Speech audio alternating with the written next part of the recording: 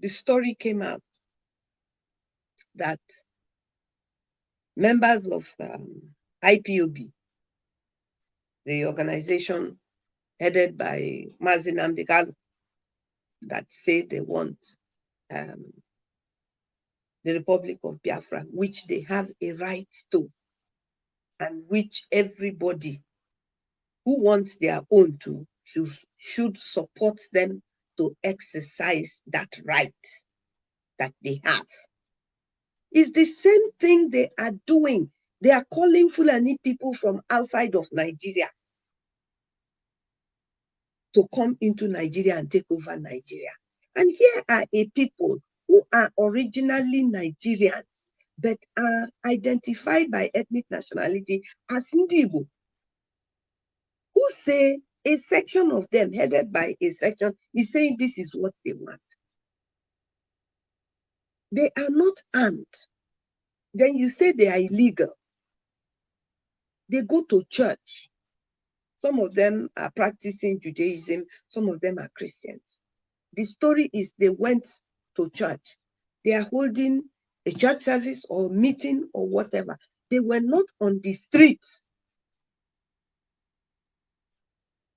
How do you get about to killing them? Whether it's one person or 100 persons, how do you get to kill them? Why do you kill them? And the people say they want to go. You won't let them go. Now, you have strangers that are coming in to kill people in their homeland, in their ancestral homeland. Then you have someone telling the Nigerians who are saying, no, we don't want this, that they should either give up their land or give up their life.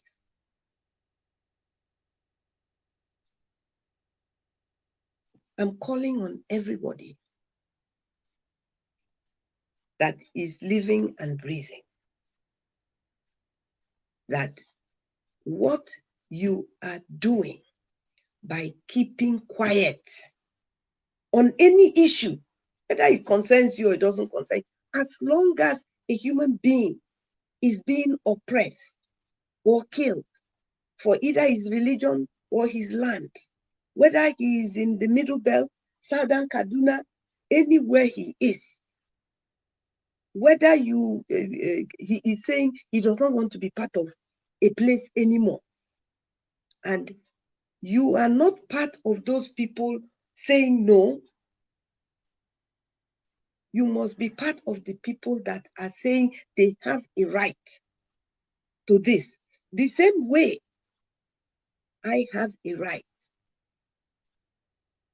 to say that if this country is not going to be run in this manner and in this manner, then allow us to run it ourselves the way, the little area we have.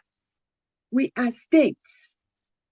Why can't states be the ones to make their decisions for themselves? If the resources in River State that comes from the communities are allowed to stay in River State, River State will be better than it is today. Yes, they will steal it, but they will only steal it because you will allow them to. If Kola, Soku are allowed to keep their oil and sell it to who they want, if they want schools, they will build it. Yes. If they want hospital, they will build it. After all, Gaddafi had oil, and he used the oil to improve the lives of his people. They had housing. They have social welfare, free education. All of these things were free. And yet, we have people who own oil wells, men and women.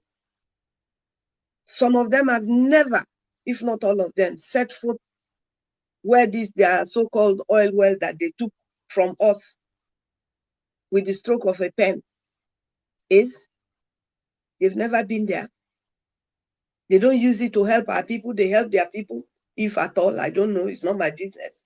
The one that concerns me is my own. And yet, there is somebody who will come and take oil from Niger Delta and go and refine it in Lagos. It's one Nigeria. And then we have some Niger Delta people who now believe that there is a local content, and so they will get job through local content. Who will give you the job? When the oil has left Niger Delta to be refined in Lagos, who will give you the job? They will come and offer you job here. As what? As cleaner? As driver? As what now? When the oil is your own. And that is why I say to my people, Niger Delta people, who think they are in oil and gas, you're not in oil and gas. Please, you're not in oil and gas. You're working for people who have come to take your oil and your gas.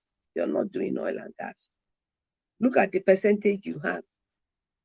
One man is building that refinery. If you bring all the Niger Delta people, men and women that claim that they think they're doing oil and gas business, if you bring all of them together, they cannot have enough money to build 650 whatever capacity refinery in Lagos. They can't do it because they don't have the money, because they don't have the capacity. So my people of Niger Delta, I know that I have discussed quite a few things.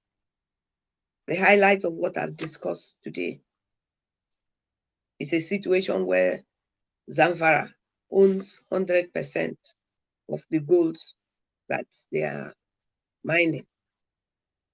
And Niger Delta thinks they are getting 13% of the oil and gas in the region. We are talking about Christians being killed. We're talking about people being dispossessed of their land. We're talking about lack of development in our area. We're talking about our political representatives not representing us. Well, whether you like it, you don't like it, you won't like me, it's okay, but I will still say what I'm saying. The people who are in government, the politicians who are representing us, definitely you do not any longer have our confidence. You don't have our confidence. We're not confident in what you're doing. If you are not going to work with the people that you claim you are governing, if you're not going to work with us, if you're going to make all the decisions by yourself, you're making it for yourselves. You're making it for yourselves. Inasmuch as I will not encourage us to work against our region. Please listen to me very carefully here so that I'm not misunderstood. The region. We will not work against ourselves, you and I. But we will be able to stand up and tell the people who are representing us that we have no confidence. We have no confidence. You have to have confidence. We have no confidence in them. With what is being demonstrated, how can anybody in their right mind today, look at what is happening in Nigeria, what has happened in the past, the elections we had in Rivers State, the way we were overtaken by the military, the killings that went on, that politicians are still thinking today that there is going to be a 2023 election and that they have targeted positions, political positions, selective positions for themselves, whether they're going to move from one place to the other, to Senate or to a House of Rep or to governor or to vice president or even president or whatever the case may be. You're there for yourself. And today I may be the only person, I may be the bad person, I may be the only person. I'm not talking out of bitterness. I'm talking out of, I am angry that we find ourselves at this level of impoverishment. None of us have any business with poverty. None of us. None of us have business with lack of good healthcare, lack of, education and infrastructure. All of these things are not things that we should be begging our politicians to provide for us. It is our right, and the means to provide it is there. The electorate has been turned into a beggar. It is wrong. It is wrong.